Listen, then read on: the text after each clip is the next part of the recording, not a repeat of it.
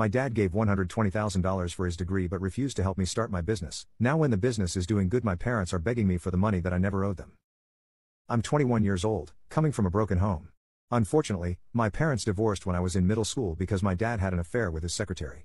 Of course, I found out about that much later when I was a little bit older. But the problems in my parents' marriage had always been there, and even as a child, I had picked up on the tension that always seemed to be there. They were together, but I could tell that they were not really in love, and there was definitely something off.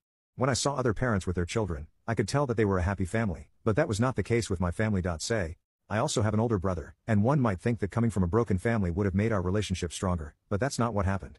No, unfortunately, my brother is a jerk, and for some reason, he always seemed to have it in for me right from when we were kids.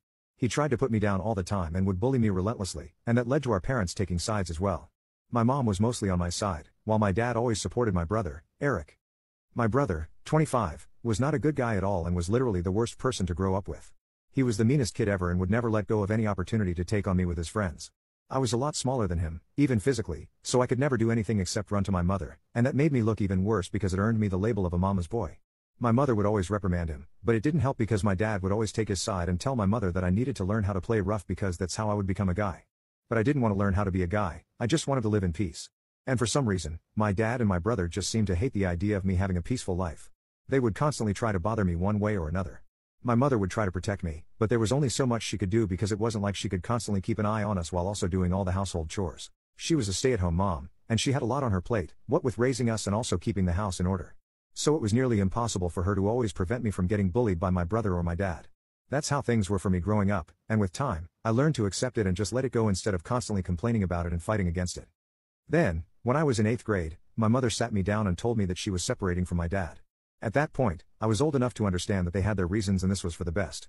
She didn't tell me the exact reason why they were getting divorced, but I just assumed that it must have been because my dad was a horrible guy to be married to, and she just had enough, which is why she was leaving.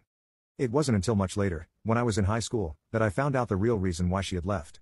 Apparently, my mother had found text messages on my dad's phone between him and his secretary, and that was the last straw for her because she had been putting up with enough already, but she couldn't accept infidelity. We were having a heart-to-heart chat that day, and she told me that the reason that my dad had never liked me was because he hadn't even wanted a second child, but she had refused to give me up and had even threatened him with divorce. He was just setting up his business at the time, and they were short on money. They were already having a hard time paying all the bills, and having one child was also expensive for them at the time.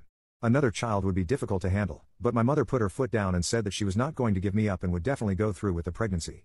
They did have a babysitter at the time because even though my mother was working before I was born, my mother suggested that she would continue to work and would just borrow money from her dad, my grandpa, until my dad's business took off, and then they would return everything. But my dad was not on board with the idea of taking money from his father-in-law, so he told my mother that the only way he would agree to a second child was if she quit her job and stayed at home. He expected my mother to disagree with it and delete the pregnancy, but my mother didn't do so, and that's how things started falling apart between them. My mother acknowledged that both of them could have dealt with the problem better, but the way that my father had started resenting me and harming me after I was born made her feel terrible, and that's why she never tried to reconcile with him.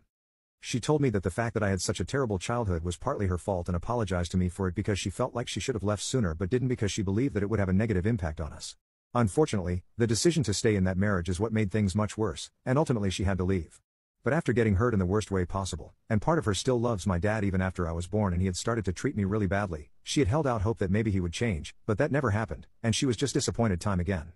So the distance between them just kept growing, and he ended up cheating.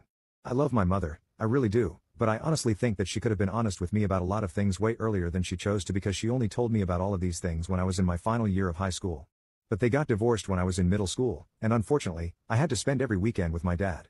My parents had worked out a custody arrangement where I would spend the weekends with my dad, and my brother would spend the weekends with my mom. It worked because I hated spending time with my dad, and I hated my brother even more.